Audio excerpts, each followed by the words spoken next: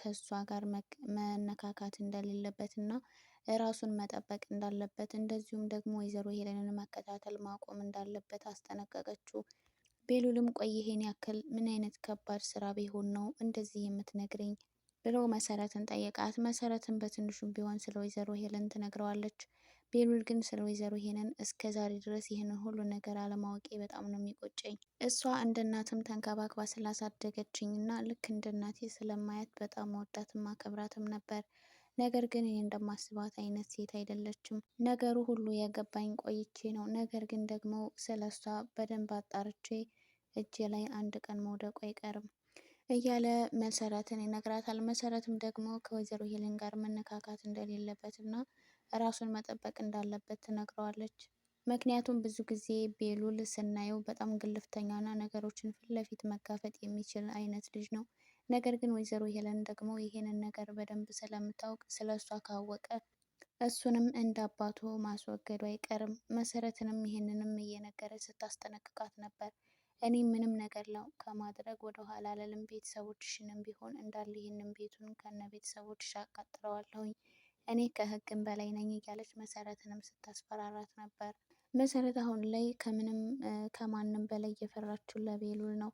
ምክንያቱም ቤተሰቦቿ ስለሷ ምንም የሚያውቁት ነገር የለም። መሰረት አንድ ነገር ለማድረግ ከሞከረች ቤተሰቦቿን አንድ ነገር እንደምታደርጋቸው በጣም እርግጠኛ ናት። ነገር ግን ደግሞ መሰረት ምንም ነገር ካላደረገች ቤተሰቦቿ ምንም እንደማይሆኑ ስለምታውቅ መሰረት ደግሞ ምንም ነገር እንደምታደርግ ወይዘሮ ሄለን ሳታውቅባት ብዙ ነገሮችን መከታተል እና በወይዘሮ ሄለን ላይ መረጃ መያዝን ትፈልጋለች። ቤሉል ግን አሁን ላይ ወይዘሮ ሄለንን እየተከታተላት እና ስለ እሷ በጣም ብዙ ነገሮችን ለማወቅ እየሞከረ ስለሆነ ይህንን ሙከራውን ደግሞ ለትንሽ ጊዜ ወይዘሮ ሄለን እስከምትረሳው ድረስ ተወት እንዲያደርገው መሰረት ትነግረዋለች። መሰረት ደግሞ ቤት ውስጥ የሚደረገውን እያንዳንዱን ነገር በስልኳ ለመቀረጽ እና በወይዘሮ ሄለን ላይ መረጃዎችን ለመያዝ ሙከራ ታደርጋለች። አዶኒ በትንሹ ቢሆን ስለ ወይዘሮ ሄለን ማንነት በደንብ ስላወቀ ከገጠርም ደግሞ ልጆችን እንደምታመጣ መኮ ነግሮት ስለነበረ አዶኒም ልጅቱን አግኝቶ በግልጽ ሊያወራትና በምን አይነት መንገድ ልጆቹን እንዳመጣቻቸው ለመጠየቅ ይሞከራል። ይህንን ነገር ሲያወሩ ነበር ኤልሹ የሰማቻቸው። መኮ የልጅቱን ፎቶ ለአዶኒ ከሰጠው በኋላ አዶኒ ደግሞ ልጅቱን አግኝቶ ሊያወራት እንዳሰበ እየተነጋገሩ ነበር ኤልሹ የሰማችው። ኤልሹ ስለ እናቷ መጥፎ ነገር ሲያወሩ ሰምታለች። በዚህ ሰዓት አዶኒን ትጠይቀዋለች። እንዴት ስለ እናቴ እንደዚህ መጥፎ ነገር ታወራለህ ብላ ስትለው አንቺ አይመለከትሽም የሰማሽውን ነገር ለአንድ ሰው ትንፍሽ ብትይ ብሎ ያስጠነቅቃታል። ኤልሹ ግን እንዴት ስለ እናቴ መጥፎ ነገር ስታወሩ ዝም እላለሁ ብላ ፊት ለፊት ነበር ሄዳ የተናገረቻቸው። መኮም ይሄንን ነገር እንኳን አይደለም ልትናገረው ደግማ ራሱን ለራሷ እንዳታስበው ያስጠነቅቃታል። ኤልሹም ስለ እናቷ መጥፎነት የሰማችው ነገር ጥያቄ ቢሆንባትም ግን ደግሞ እናቷ በዛ ልክ መጥፎና ክፉ ሴት ናት ብላ ለማሰብ በጣም ከብዷታል። አዶኒንም በተደጋጋሚ ስለ እናቷ ልትጠይቀው ትሞክራለች። ነገር ግን እሱ ምንም ነገር ሊነግራት ፈቃደኛ አይደለም። ይህንን ነገር ግን ከአንቺ ውጭ ሌላ ሰው አውቆ ብሰማ እመኝኝ አልለቅሽም ብሎ ያስጠነቅቃታል። በትላንትናው ክፍል ላይ ከዛ ቤት እነ መሰረት ቤቱን ለቀው ለመውጣት አስበው ነበር። ነገር ግን ይህ ነገር አልተሳካም። ወይዘሮ ሄለንም ከዛ ቤት እንዲወጡ በጭራሽ አልፈለገችም። እሷ የምትፈልገው እዛ ቤት ሆነው እሷ በምታስፈራረው እና በምታደርገው ዛቻ አንገታቸውን ደፍተው እንዲኖሩ ነው የምትፈልገው። መሰረትንም ዝም ለማስባል የምትሞክረው ወይም ደግሞ ያላት መንገድ ይሄ ብቻ ነው፣ በቤተሰቦቿ እያስፈራራች እሷ ምንም ነገር እንዳታደርግ ለማድረግ።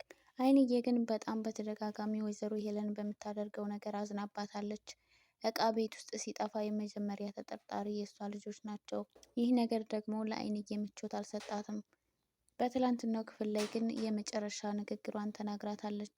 የኔ ልጆች ምንም ነገር ቢጠፋ እንደማይሰርቁ በጣም እርግጠኛ ነኝ። ስለዚህ አይንሽን ከልጆቼ ላይ እንድታለሽ ይፈልጋለሁ። ምናልባትም ደግሞ ቤቱን ለቀን እንድንወጣለች ፈልገሽ ከሆነ ሂዱ ለማለት ከብዶች ከሆነ ግድ የለሽም ቤቱን ለቀን እንውጣ ትላታለች። ወይዘሮ ሄለንም እኔ ያለኝ ሀብትና ንብረት እንኳን ለእናንተ ለሌላም ይተርፋል፣ እንዴት እንደዚህ ታደርጊያለሽ? እኔ አንቺ ልጆች እኮ እንደ ራሴ ልጆች ስለማያቸው ነው የምቆጣቸውና ፊት ለፊት የምጠይቃቸው እያለች ነበር። አይንዬ የወይዘሮ ሄለን ንግግር በጣም ደስ ባይላትም ነገር ግን ደግሞ እሺ ብላ ተቀብላለች። አሁን ላይ የወይዘሮ ሄለን ትልቁ ጥያቄ ያንን ጌጥ ከቦርሳዬ ውስጥ አውጥቶ ማን ወሰደው ነው። የመጀመሪያ ተጠርጣሪ የሆነችው መሰረትም ወርቁን እንዳላየችና እክላሷም ሲፈለግ ደግሞ ጌጡ አልተገኘም። ስለዚህ ይህንን ሊያደርግ የሚችለው ቤሉል ነው ብላ ነበር ያሰበችው። ቤሉል ከዚህ ቀደም ወይዘሮ ሄለን የጠፋት ወርቅ እሱ ኬስ ተገኝቶ ነበር። ምንም እንኳን እሱ ባያነሰውም ይህ ሁሉ ስራ የኤልሹ ስራ ቢሆንም ነገር ግን በመጨረሻ የተገኘው እሱ ኬስ ውስጥ ነበር። ትናንትና ወይዘሮ ሄለን አንስተው ነበር። ባለፈው ወርቄ በጠፋም ጊዜ አንተ ኬስ ውስጥ ነው የተገኘው፣ ምናልባትም ደግሞ አሁንም አንተ ወስደኸው ከሆነ ብለው ነበረ። ቤሉል ያንን ነገር በጣም ረስቶትም ስለነበረ ወይዘሮ ሄለን ስታነሳበት በጣም ደንግጦ ነበረ። ቢሆንም ግን ከዛ የባሰ በጣም የሚያሳስቡት እና የሚያስጨንቁት በጣም ብዙ ጉዳዮች ስላሉ ምንም ግድ አልሰጠውም። ሌላው ነገር ደግሞ የኑኑዬና የጆ ነገር ነው። የኑኑና የጆ ነገር አሁን ላይ ያበቃለት ጉዳይ ሆኗል። ጆን አሁን ላይ ኑኑ እንደ በፊቱ በስልክም እያወራችውም ውጭ ሞታ እያገኘችው አይደለም። ይህንን ነገር ሁሉ ያደረገችው ለኤልሹ ብላ ቢሆንም ነገር ግን በጣም ብዙ መዘዝና ችግር እያመጣባት ስለሆነ ይህንን ነገር እዚህ ጋ ማቆም አለብኝ። ከዚህ በኋላ መቀጠል አልችልም። እኔ በማላውቀውና ባላሰብኩት ነገር በጣም እየተሰቃየሁ ነው። ስለዚህ ከዚህ በኋላ ችግሮችን ራስሽ ለመፍታት ሞክሪ፣ እኔን እዚህ ነገር ውስጥ አታስገብኝ ብላ ለኤልሹም ትነግራታለች። ኤልሹ ግን ይህንን ነገር ማቆም እንደሌለባት እና አንድ ጊዜ እንደጀመረችው መጨረስ እንዳለባት ብትነግራትም ኑኑዬ ግን እኔ በጣም ብዙ መዘዝ እያመጣብኝ ነው።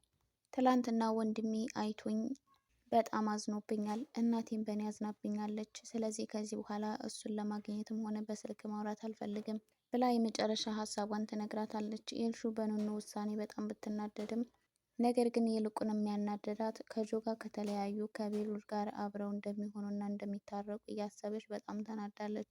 ቤሉል አሁን ላይ ኑኑዬን ምንም ሊረዳት አልቻለም። ምክንያቱም እሱ ያሰበው ከጆ ጋር ፍቅር እንደጀመሩና ከሱ ይልቅ ጆን እንደወደደችው አድርጎ እያሰበ ስለሆነ ኑኑን ሊያናግራትም ሆነ ሊያያት ፈቃደኛ አይደለም። ኑኑ ግን በተደጋጋሚ ልታስረዳው ትሞክራለች። ቤሉልም ግን ሊረዳት ፈቃደኛ አይደለም። ኑኑዬ ግን አሁን የመጨረሻ ውሳኔዋ ከቤሉል ጋር ሆነ ከጆ ጋር ከማናቸውም ጋር ከዚህ በኋላ መታየት እንደሌለባት እና እናቷን ከዚህ በኋላ ማሳዘን እንደሌለባት ነው ያሰበችው። ምክንያቱም በስተመጨረሻ ወንድሟ መኮ የወሰነው ውሳኔ እና እሷ በቤተሰቦቿ ላይ ያላትን እምነት ማጣቷ በጣም አስጨንቋታል። ማንም ምንም ብትል እያመኗት አይደለም። ከኤልሹ ጋር ያላትን ቅሬታና ሰላም ማጣት ለማስተካከል ስትል ቤተሰቦቿን እያጣች ስለሆነ ከዚህ በኋላ ምንም ነገር ለማድረግ ፈቃደኛ አይደለችም። ሌላው ደግሞ ኤልሹ ከአዶኒ እና ከመኮ የሰማችው ነገር በጣም እረፍት ነስቷታል። እናቷንም አንዳንድ ነገሮችን ትጠይቃታለች። ምክንያቱም ወይዘሮ ሄለን መጥፎ ሰው እንደሆነች የሚያሳዩ ጥያቄዎችን ወይዘሮ ሄለንም እንዴት ይህንን ጥያቄ ልትጠይቂኝ ቻልሽ ብላ ትላታለች። ኤልሹም የሰማችውን ነገር መናገር እየፈለገች ነገር ግን ደግሞ መኮም ሆኖ አዶኒ አስጠንቅቀዋታል። ወይዘሮ ሄለን የተረዳችው ነገር ቢኖር ግን የሆነ የሰማችውና ያወቀችው ነገር እንዳለ ነው። ኤልሹንም ስትጠይቃት እሷ ግን ምንም ነገር እንዳልሰማችና እንዳላወቀች ነው የነገረቻት።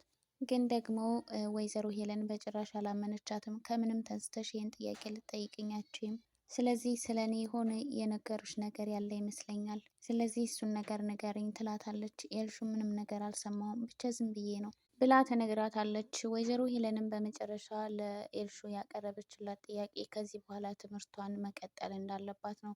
ኤልሹ ግን መማር እንደማትፈልግ እና ትምህርት ቤት ተመልሳ መግባት እንደማትፈልግ ትነግራታለች። በዚህ ድርጊቷ ወይዘሮ ሄለን በጣም ተናዳ አንቺ ሳትሆኝ የምትወስኘው እኔ ነኝ፣ ስለዚህ አትጨማለቂ፣ እኔ የምልሽን ነገር ሁሉ ማድረግ አለብሽ፣ ስለዚህ ትምህርትሽን መቀጠል አለብሽ ትላታለች። ኤልሹም እዛ ትምህርት ቤት ተመልሳ መግባት እንደማትፈልግ ስትነግራት ወይዘሮ ሄለንም እስከ ዛሬ ትምህርቱን ያቋረጥሽበት ምክንያትም ምንም አሳማኝ ምክንያት ሳይኖርሽ ነው፣ ስለዚህ ትምህርትሽን መቀጠል አለብሽ፣ አለበለዛ ግን ትምህርቷን የማትማር ከሆነ ወደ ሌላ ሀገር እንደምትልካት ትነግራታለች። ሌላው ደግሞ ጆ ኑኑዬ ስልክ እያነሳችለትም ስላልሆነና እንደ በፊቱ እያወራችው ስላልሆነ በጣም ስለተናደደ ቤት ድረስ መጥቷል። ወይዘሮ ሄለንም ቆይ አንተ እዚህ ቤት የሚያመላልስህ ምንድን ነው? ዝም ብለህ ሰው ቤት ትመጣለህ እንዴ? ብላ ትነግረዋለች። ጆም ደግሞ በያዘባት መረጃ እና ኑኑ ላይ ባደረገችው ነገር ያስፈራራታል። እኔ እዚህ ቤት እንደፈለገኝ መምጣትና ማውጣት እችላለሁ፣ ስለዚህ እኔን መናገር መብት የለሽም ይላታል። ወይዘሮ ሄለንም ፖሊስ እጠራለሁ ስትለው ፖሊሶች ከመጡ ማንን ይዘው እንደሚሄዱ አንቺን በደንብ ጠንቅቀሽ ታውቂያለሽ፣ ስለዚህ እኔም በፖሊስ ለማስፈራራት አትሞክሪ። ከዚህ በኋላ እኔም እዚህ ቤት ቤተሰብ ነኝ፣ እንደፈለገኝ መውጣትና መግባት እችላለሁ ብሎ የመጨረሻ መልሱን ይነግራታል። እዛ ቤት እንግዲህ ጆይ እየመጣ ያለው ኑኑን ለማየት ነው። ኤልሹ ግን እሷን ፈልጓት እየመጣ እየመሰላት ቆይ አንተ ተወኝ እያልኩህ አትሰማም እንዴ? ችግርህ ምንድን ነው ብላ ትለዋለች። እሱም እሷን እንደሚፈልግ አስመስሎ አንቺ እኮ ጓደኛዬ ነሽ፣ ስለዚህ በምፈልገው ሰዓት አንቺን የማግኘት መብት አለኝ ይላታል። ውድ የእንግዳ ድራማ ተከታታዮች ለዚህ ቻናል አዲስ የሆናችሁ ላይክ እና ሰብስክራይብ በማድረግ ቤተሰብ ሁኑ። ቀጣይ ቪዲዮ እስከምንገናኝ ለሁላችሁም ባላችሁበት ዓለም ዳርቻ ሰላማችሁ ይብዛልን።